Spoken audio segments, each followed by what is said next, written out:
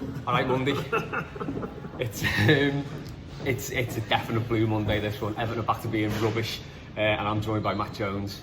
We've actually come to the pub this time. We're going to do a tour of coffee shops, but he drove us to the ale. One week on from saying we're going to do coffee shops. Yeah, we're back. That's back on the booze. It's I'm still speechless about that game. I mean, there's so many. I think we can split this into three parts. We can look at the VAR, we can look at the team, and we can look at what next with Marco Silva. We're sort of back to that. We said this last week, the turning point. What will be the tipping point? That's what I'm thinking now. So nicely done. Done. It writes itself sometimes, this stuff. The VAR first. I think it's not universally agreed that it was the wrong decision, but I think most people. Yeah, it's that wasn't the actual decision to give it. Wasn't what annoyed me most about this. I think what annoyed me most was that as soon as I saw it's going to be reviewed and you see the replay first time, you think the bar has been so high for these things, and no one, like, you think about that Delafay one, where he's hacked down twice, and nothing's given. You're thinking, well, you look at that, there's no way it's going to be overturned, because, you know, if he gives on in real time, it can sort of go, well, do you know what, it's a bit clumsy, but Michael Keane, he fouls and the light goes down, you can sort of get it. But for that to be reviewed, and for the referee to look at that, and the VAR to look at it 14 times, I think it was, Mason, and then to give it, that's what annoyed me the most about it. And it's us again, isn't it? It's, you know, and I don't want to sit here and go, there's an agenda against everything, because I don't think there is. But I think sometimes we are sort of looked at as the club that could be made an example of, because we're probably we're not playing like it at the moment, but we're probably the biggest club outside the big clubs. That makes sense. So it's sort of like, we'll make a statement and, you know, make a show against a team like Everton, because they probably won't kick off. They're not a huge team. And I think that happened with the Ash, with the diving, and I think it's happened again at the weekend. And, you know, they'll probably be watching this because, you know, they enjoy when we lose. Enjoy our misery, fair enough. But there's no way that happens against them. There's no way that happens against Manchester City. No way that happens against Manchester United. And there'll be people saying, well, what about the Origi one last week? It's completely different. This is looking at a decision that was given on, or wasn't given on the field, and then overturned, and what the referees had to say, what he said. And that is literally, in the history of English football, never happened before until Saturday. I think you're spot on about Everton. It's like, it's no coincidence that the only teams who've been done for the retrospective dive are Everton and West Ham. Two relatively big teams, but not quite big enough to really kick off so much. And the thing about the way this decision was overturned was the fact that if you do look at the rules, because I'm in there and I have looked at the rules, it's got to be reckless, excessive force, or I've forgotten now, something. Careless, reckless, or excessive force. And the only other thing it can be is a trip. So technically, it was a trip because he stood on his foot, but it wasn't careless, it wasn't reckless, and it certainly wasn't excessive force. You know, if you've got two players looking at the ball and they collide, that can't possibly be. No, it's again, if you ask me if it was a penalty, I'd probably say no. But in the same breath, I can understand why it would be given. That's not the issue. There's probably two things which are the issue. What I just said there about overruling the on-field referee decision, without the referee getting to see it again, by the way, which is mad. And the second part of all this is obviously the Richarlison incident, isn't it? Earlier in the game, where, you know, that comes up on the replay, and all of a sudden you're thinking, someone's got to be in the referee's ear saying, we need to have a look at this. At least we need to stop the play and look at this again initially. But for the players to sort of, it was almost like, I think they took a goal kick pretty quick, or started playing again pretty quickly, and it was like, well, we can't look back now, because it sort of got on again. But the whole thing was just bizarre. You know, anyone who listens to our shows regularly will know I am absolutely against this sort of thing. The concept of it is bizarre. You see incidents like the ones yesterday involving Callum Chambers for Arsenal, Doherty for Wolves, and you just think, where's the consistency with all this? What is the actual point? Because these decisions are still getting made by the same fellas who have been given terrible refereeing decisions for years and years in this league, and nothing's changed really. Or you know, we're still arguing about refereeing decisions. The only difference now is that we have to wait and sit in the ground for a minute at a time, waiting for these wrong decisions to happen, and it's ruining our match day experience. So it's the whole thing really annoyed me. But it was one of those games, you know, which I'm sure we're going to get onto. I don't really know who I was more annoyed at, the VAR official, the referee, the manager, Jordan Pickford, who thinks got away scot-free for his moments of madness. I think Andrew Gomez has as well, for giving that foul away. You know, it's one of those games where you just think you're just angry at every single person who was on that pitch that day. But the VAR incident is certainly just absolute bonkers, and it needs to be reassessed. And it's going to kill the game off. I can't see it getting any better anytime soon. No. So onto the team then, because I think, like you said, the manager and the team have got to be looked at in this instance. Now, the second half we were completely on top. The first half was a pretty drab affair. Both teams just giving it away, pretty awful. Second half, I thought we'd come out with a lot more intent, and we kind of got stuck into them. You know, he made the subs, which people sort of at the time on Twitter were like, what are these substitutes about? But it worked. It worked straight away. And from that moment on, we didn't look like losing the game until the penalty. But that shouldn't be enough to make a team in the ascendancy just crumble. Just one bad decision like that. I know it stops the momentum, but surely that should fire the players up to think, do you know what, we're the better side here, we can still beat these. But they didn't. They caved again. Yeah, well, if we're sat watching Everton in the pub somewhere, and goal scores on our phones, and say if it's Leicester, say if Leicester or Wolves at Brighton, they've been 1-0 down, they go 2-1 up, and then Brighton score a penalty with 10 minutes to go. What are we all saying to each other? We'll say, oh, Leicester are still probably going to win that. Wolves are probably still going to win that. Even West Ham. With us, and obviously there's a bit of it's us, so we think the worst. With us, you're thinking, looking to cling on for a draw here. And I think that's, and it's not. People might look at, I've seen people saying, well, our mentality as a fan base is terrible when it comes to these sort of things. Our mentality as a fan base is terrible because we've got absolutely no evidence from those lads on the pitch over the last, as long as I can remember, 20 years. In these situations where, when have we ever really won a game like that? Where it's, the only one I can really think of is Martinez's first season, we were away at West Ham, and we go 2-1 down, and Bain scores the second free kick, and then we win it later on. But apart from that, it just doesn't happen, does it? Doesn't happen. We don't even win games like Brighton won at the weekend. We scored 2 late goals and then turn it around at Gollison. But you're absolutely right, and I think the dealing with these VAR decisions is going to have to become a key part of the psyche of modern footballers. Because, I know what you're saying about characters, and obviously we need to deal with it better. But we are talking about an incident there that has never happened in English football before. Like, that has literally never happened. It's another Everton first. So if you're a player, it is new to deal with. Again, they should deal with it better. But if you're a player, you must be having worked so hard to get back into the game and to see it all thrown away. Because let's be honest, those lads won't have a clue what's going on either. Because no one in the ground knew what was going on. No right decision. But I mean, most of them wouldn't have even seen the penalty, would they? No. I mean, I don't even think Michael Keane saw it. He probably wouldn't have even known. So, but you've got to react better. And I think I said on the post-match show at the weekend. I think it's in those instances where you are looking for your key players in the spine of the team to stand up. Jordan Pickford was still flying out of his goal, punching the ball away like a madman. Michael Keane, it looked like he was just lobotomised after that goal. The penalty he was given, he was absolutely terrible. Filthy Sigurdsson, I don't think I heard his name mentioned all second half. Gomez, fantastic against West Ham the week before, or Lord, he was absolutely fantastic. Just went missing.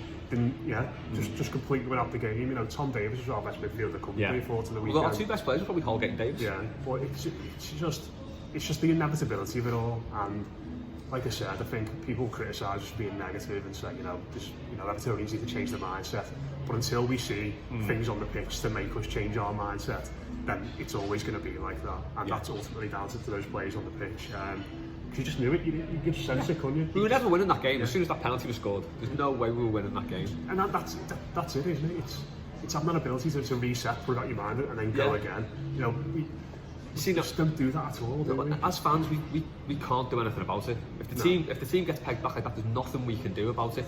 The players on the pitch can, but don't. And that's the problem. That, if you're on the back end of an injustice like that, you want every one of those players fired up by it. Especially, I can understand if it was like, if we were away at Anfield and it happened, and they're a better team than us. I can understand them thinking, oh Christ, there we go. And they're ready for an onslaught. We were better than Brighton. We're a better side than Brighton.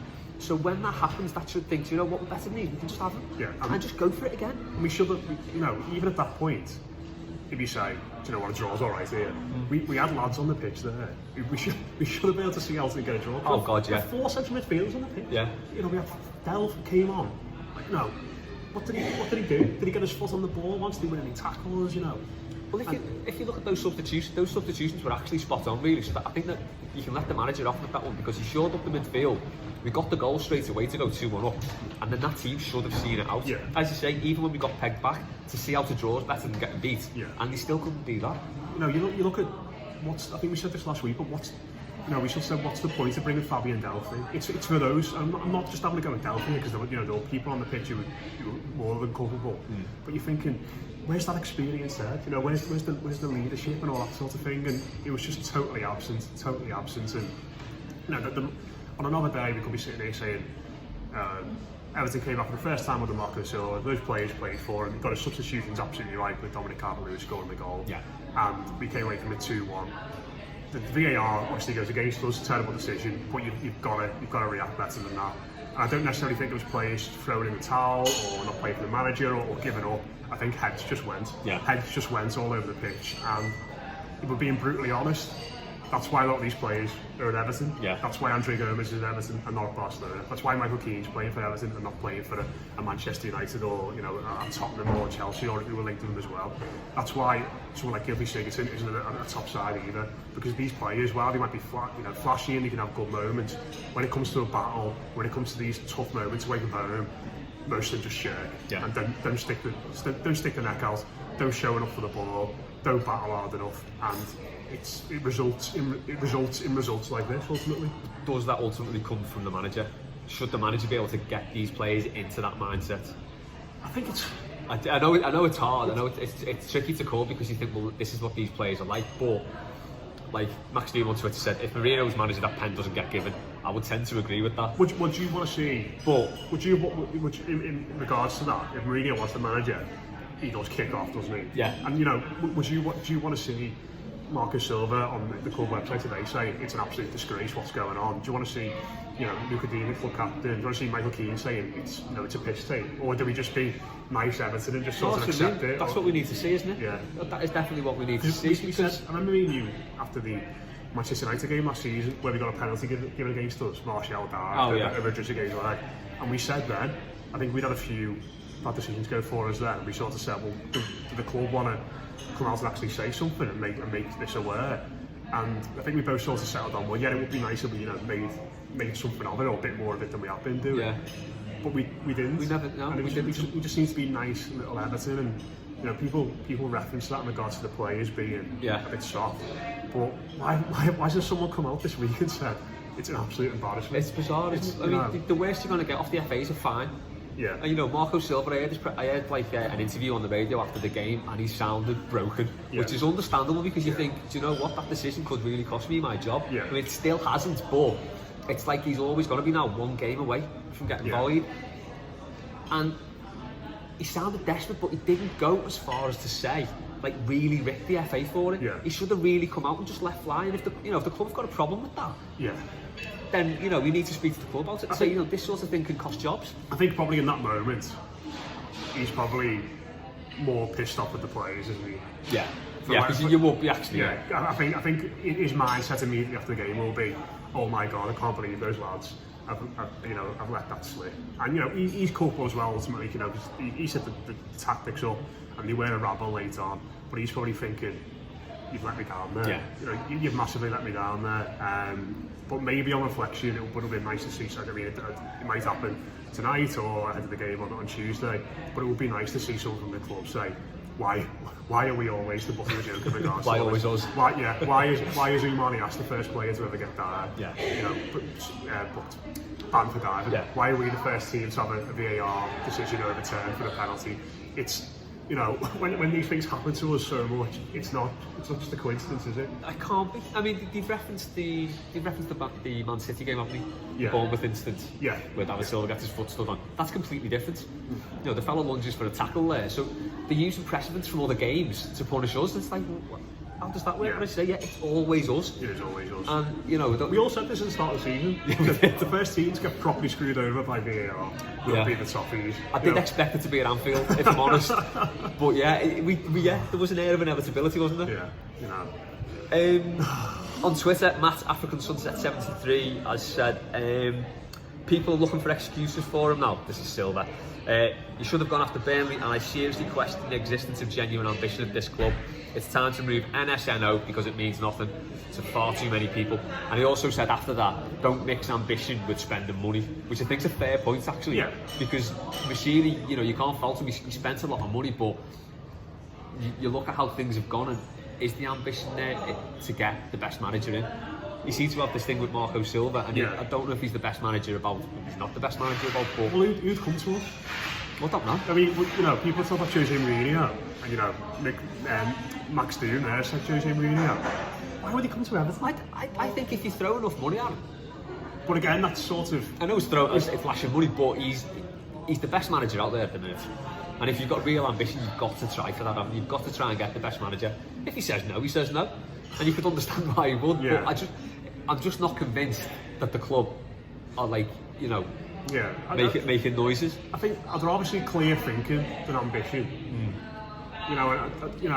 If you go get Jose Mourinho, all of a sudden, what you've set up with Marcel Brands probably goes redundant, because he's not going to work under someone who tells him what plays to sign, what style of football to play. It just doesn't happen. Yeah, that's true. Yeah, he'll want to run the whole thing. Yeah, so then all of a sudden you think, do we rip up the structure that we put in place every 2 years and all that kind of thing? I just want to see clear thinking from the football club. In regards to Silva as well, you sort of, I can't give him too much stick for Saturday, I think. No.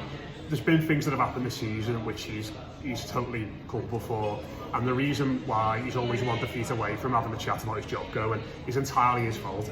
But I think that game at the weekend, you've got on a bit of sympathy for him. I've got a lot of sympathy for him. On another day there, when the referees don't lose their heads and VAR doesn't lose his head, we could be saying, great decision to bring on Dominic Calvert-Lewin.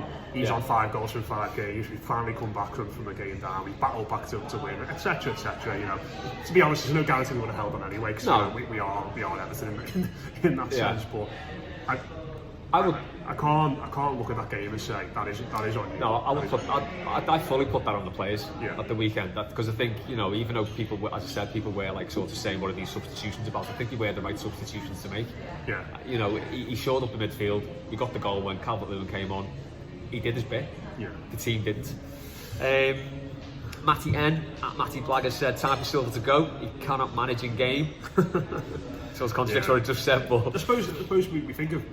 In some respect, we think of in-game management often as just the subs that he makes, but I suppose the one thing you could criticise him for the weekend is saying how we set the team up after that. Because I think we went to Davis on the right, didn't we? Went to Sigurdsson on the left. We had Gomez and Delph in midfield, and it was Richarlison and Dom up front, wasn't it? And obviously he's made all his changes there, but could he have done something a bit different with the formation? Could he maybe took Richarlison on the left, or bring Calvert-Lewin over to the right, play Sigurdsson up front, and play 4-3-3 like that, or come to the diamond? Because you look at that 4-4-2, and Davis isn't the right winger. No. And their goals when he comes from us being totally exposed down that side, Sidibe goes charging up the pitch. Yeah, because Holgate's the one who's tracking back, isn't he? Sigurdsson, as we've seen so many times, is not the left winger. It's maybe that sort of in-game management is something you could be critical of him for there. Yeah. But maybe substitution was worked a bit too quick. Don't know. Mac Bedford, not Mac Bedford. Mac Bedford. McBedford. It's a McLovin Scottish cousin.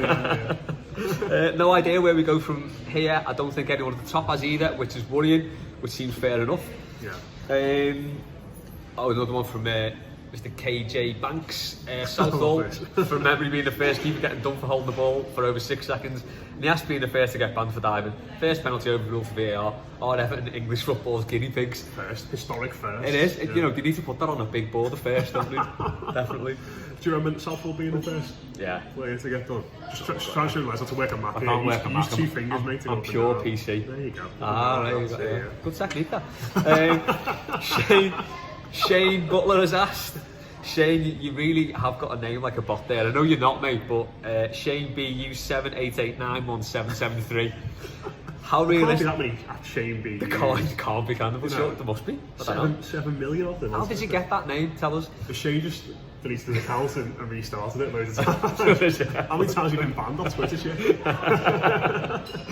How realistic is relegation? Personally think very. I'm not there yet. I'm not at that point, but I think come back to us at the Burnley game in December and we'll see. The one thing I will say is that we all got a bit hysterical. Maybe, you know, we all got very panicked, didn't we, in that season? When we got our race after the 4-1 against Southampton, we were like, we're going down. I mean, that was bad though, the 4-1 was. But you sort of look back on that time period and go, well, we had a really in proper danger. Do we need to go out and get a relegation specialist as a manager? And you think, in hindsight, you sort of consider those things and go, do you know what? Maybe it wasn't as perilous as we actually thought it was going to be. Albeit, you know, it is a bit, I think I put on Twitter the weekend, it's a bit yikes the form at the moment, where we've got 10 points in 10 games against some of the Premier League's absolute dross. So, I'm not there yet. I'm not quite ready to jump off that. It's getting scary though, isn't it? Yeah, I mean, I think this week, isn't it? We seem like we're saying it every single week, but this week is enormous. You know, if we lose to Watford on Tuesday and then Spurs win the first away game since January against the Goodison Park on Sunday, then all of a sudden you're looking at those fixtures coming up and you're thinking, what on earth is going to happen? How many less they're going to put past us? But then in the same breath, you look at Arsenal and Chelsea at home, you think probably fancies more to win those games than Southampton away in a couple of weeks. Yeah, true. So, I just don't know where we are. We're just terrible at the minute. Really bad. That's absolutely spinning. So what do you think then? What do you think could be the tipping point for Silva? So it's obviously, I think even if we go out tomorrow night, film this on Monday by the way, meant to Blue Monday. If we go out against Watford, I still don't think he'll get the boot. But then that is our season more or less done. Got the FA Cup. Yeah. Until we draw City away. No, it is important. Tuesday night. I mean, would you want to see him gone if he got tomorrow night? I just wouldn't see. I couldn't see a way back for him. No. I'm sitting here now. I'm struggling to see a way back for him because I think we are in that situation where, you know, a win on Tuesday and a draw on Sunday against Tottenham is undone by what happens if we get beat to Southampton. People, you know, he is at that point now. It's hard. It is very hard to see a way back for him. If he got knocked out on Tuesday and there's no League Cup hope to cling to, it is hard. It is very hard. I think the only thing I'd say is, I know we've had this conversation in the past about how far down the road you go with a manager that you don't necessarily fancy, but you need a replacement. You need to have someone, and I don't. Not David Moyes, for God's sake, but the shouts for Moyes are increasing, aren't they? No, we've been there. But you know, I think you need to get a replacement sorted first. I think you need a high quality replacement, and it's whether they're out there or not. Yeah, I think that's. But it's, you know, the fact that we're all sitting here going, I don't really know. It's indicative of the issues the club's got at the moment. And I suppose it's the way you need strong leadership, isn't it? Yeah. You need strong leadership from Marcel Brands. You need strong leadership from far up machinery, and to make decisive, concise decisions when it comes to this sort of thing. It's going to be a test for them, but hopefully, you know, Tuesday night we can get through. You know, just give us something to smile about. Got to be Watford. They're going to go and play with their team. Yeah. Imagine, you know, tough one, but. That's it, and then it's the quarters, isn't it? Yeah, I think you'd get Tottenham still, but if we lost against Tottenham, you'd go. Yeah, I mean, that's the annoying thing. It just seems like it's putting off the inevitable. Yeah. Really. But yeah, as you say, who do we go with? You'd like to think they've got someone in mind, but you just don't know. Philip Coffey from Derby. What's the maddest shout you've seen so far from manager? I think David saw somebody who said Stuart Pearce today. Yes, I saw that, yeah. You know, he did it all with England under 21. Get Psycho in, yeah. Didn't he play David James up front? There you go, that's all you need to know about Stuart Pearce as manager. He genuinely put David James up front. I think we'll leave the last word to Jonathan Angard, who said, can you just review the latest films or something? Maybe rate a restaurant. Can't be arsed with Everton. We did the Joker chat on Kickabout this last week, me, Rob and Dave. On Blue Room Extra, so you know. So yeah, we could just move into stuff like that. We'll become a lifestyle show. Yeah. That's it, we'll do indoor furnishings and everything. Best coffee shops / Yeah. Bars in town. We are currently in the Shakespeare. Is it Williamson Square? Yeah. It's nice. It's upstairs, isn't it? It's nice. Yeah, upstairs it's decent. Yeah. You go in downstairs. There's just loads of our fellas watching the races. It's typical Williamson Square downstairs. But upstairs it's lovely. Yeah. Really and it's always got the racing on. Always got the racing on. Still on the corner. Yes, so we see where we go tomorrow night against Watford. Hopefully the Blues will give us something to smile about. You never know. Doing post match after that. Yeah, we will. I think We're going to have a special guest, Lyndon Lloyd from Toffee TV. Oh, so Toffee Web, sorry, is coming on. Oh, yeah, he's over for a game. So oh, brilliant. we're trying to rope him into getting on. So great writer, knows loads about the Blues. So be interested to have him on, definitely. Yeah, that'll be good to see. Yeah. Cool. So fingers crossed the Blues do the business tomorrow night, and we'll see you for What's the Score Tottenham later in the week.